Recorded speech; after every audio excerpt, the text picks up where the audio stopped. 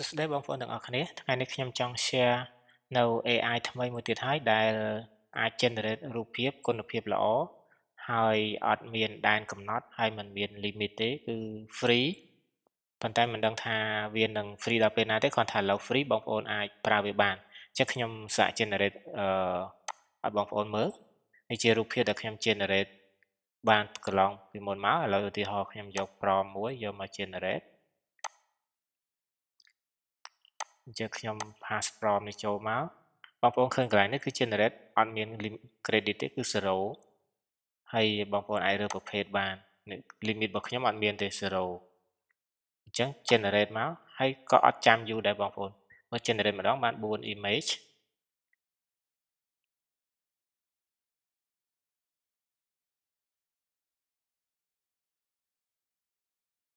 បាទគុណភាពច្បាស់ល្អបងប្អូនមើលយើងអាចប្រើសម្រាប់យកមកធ្វើវីដេអូបានអញ្ចឹងសួរថាតើធ្វើម៉េចដើម្បីបានnew AI ថ្មីនេះអញ្ចឹងខ្ញុំនឹង share បងប្អូនរបៀបបង្កើត account និងរបៀបgenerate image អញ្ចឹងមុននឹងខ្ញុំបង្ហាញបងប្អូនពីរបៀបបង្កើត account សូមបងប្អូនជួយ Subscribe Channel របស់ខ្ញុំផងដើម្បីខ្ញុំមានកម្លាំងចិត្តនឹងធ្វើវីដេអូថ្មីៗចែករំលែកបងប្អូនបន្តទៀតឥឡូវខ្ញុំសូមបង្ហាញបងប្អូនពីរបៀបបង្កើត account និងរបៀប generate email សម្រាប់ AI ថ្មីរបស់យើង AI ថ្មីរបស់យើងមានឈ្មោះថា Trimina អញ្ចឹងបងប្អូនបើក Google មកបងប្អូនសេរកពាក្យ Trimina នេះហើយចុច Enter មកអញ្ចឹងវានឹងចេញមកនៅលើគេទាំងអស់នេះហើយនេះtrimina.capcut.com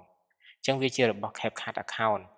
អញ្ចឹងដោយសារគេតឹមចេញថ្មីដែលអញ្ចឹងហើយបានជាវា free យើងប្រើទៅអត់គិតលុយទេហើយអត់មាន credit ទេអញ្ចឹងបងប្អូនចុចលើនឹងមកអញ្ចឹងបើបងប្អូនអត់ទាន់មាន account ទេបងប្អូនចុច create now កន្លែងនេះបើមាន account បងប្អូនអាចចុច sign in បានចុច create now មកហើយ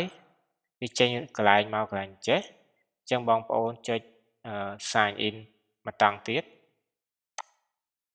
ហើយកន្លែងនេះបងប្អូន click sign up with CapCut account ចុច sign in មកអញ្ចឹងឧទាហរណ៍ថាបងប្អូន sign in ជាមួយ Google អញ្ចឹងកន្លែងនេះយើងរើស email របស់បងប្អូនមកចេះខ្ញុំរើស email មួយអញ្ចឹងបងប្អូនកន្លែងនេះបងប្អូនចុច continue ហើយកន្លែងនេះគេសួរ birthday របស់យើងអញ្ចឹងយើងដាក់ទៅធ្វើឲ្យគ្រប់8 10ឆ្នាំ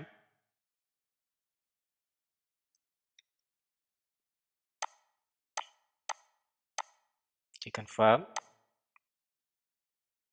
ហើយចុច OK អញ្ចឹងកន្លែងនេះគេសួរ what role best describe you អញ្ចឹងបងប្អូនបើជា social media content creator ជាអ្នកបង្កើត YouTube បងប្អូន click កន្លែងនេះមកហើយចុច continue អញ្ចឹង account គឺ sign up ប៉ុណ្ណឹងគឺចប់បងប្អូនអាចប្រើបានបងប្អូនមើលកន្លែងនេះ credit គេឲ្យយើងទេគឺ0ប៉ុន្តែពេលយើងចូល generate image ក៏0ដែរក៏អត់លុយដែរអញ្ចឹងយើងចុចកន្លែងប៊ូតុងនេះ generate នេះឬបងប្អូននៅចំហៀងខាងនេះមានពាក្យថា image generator ហើយកន្លែងនេះ video generator ប្រហែលជាគេកំពុងតែធ្វើ testing តិចទៀតគេនឹងដាក់ឲ្យយើងប្រើតែឥឡូវគេដាក់ image generator នេះឲ្យយើងប្រើសិនអញ្ចឹងបងប្អូនចុច generate នេះមកអូខេចុច OK មកអញ្ចឹងយើងយក prompt មួយមកបង្កើតឧទាហរណ៍ថាខ្ញុំមាន prompt មួយនេះខ្ញុំ copy មកដាក់ចូល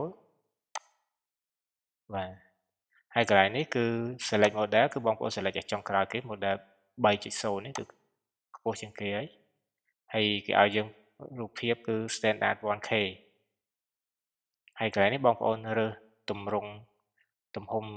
រូបភាពរបស់យើងចង់បានបើសិនជាយើងដាក់ TikTok ដាក់ Reel អីយើងយកអា 9.16 នេះ9.16នេះតែបើបងប្អូនធ្វើ long video បងប្អូនអាចយក 16.9 នេះអញ្ចឹងតាមតម្រូវការរបស់បងប្អូនឧទាហរណ៍ខ្ញុំយក short video អញ្ចឹងខ្ញុំយក 9.16 នេះហើយបងប្អូនចុច generate មកអញ្ចឹងកន្លែងនេះវាកំពុងតែ generate ម្ដងគឺវា generate 4រូបភាពឲ្យយើងតែម្ដងចឹងបងប្អូនចាំមើលគឺរូបភាព generate បានលឿនមិនចាំយូរទេហើយគុណភាព រូបភាពក៏ស្អាតល្អដែរនេះតែប៉ុណ្ណឹងគឺបានហើយបងប្អូននេះរូបភាពគឺ quality គឺអាចប្រើបានគុណភាពច្បាស់ល្អនៅឧទាហរណ៍ខ្ញុំទៅអញ្ចឹងបងប្អូនអាចចុចកន្លែងនេះគឺ download បាន download នេះប៊ូតុង download ឧទាហរណ៍ថាខ្ញុំ download រូបមួយនេះ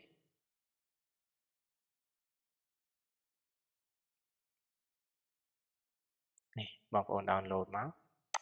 បាទទៀតខ្ញុំយកប្រមមួយទៀតយកមក generate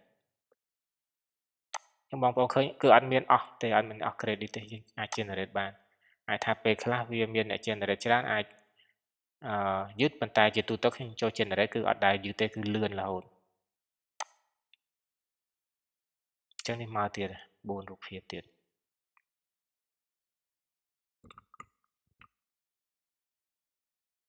ចាំបងប្អូនឃើញរយៈពេលរងចាំវាអត់យូរទេវា generate មកឲ្យច្បាស់ល្អអាចយកទៅប្រើប្រាស់បាន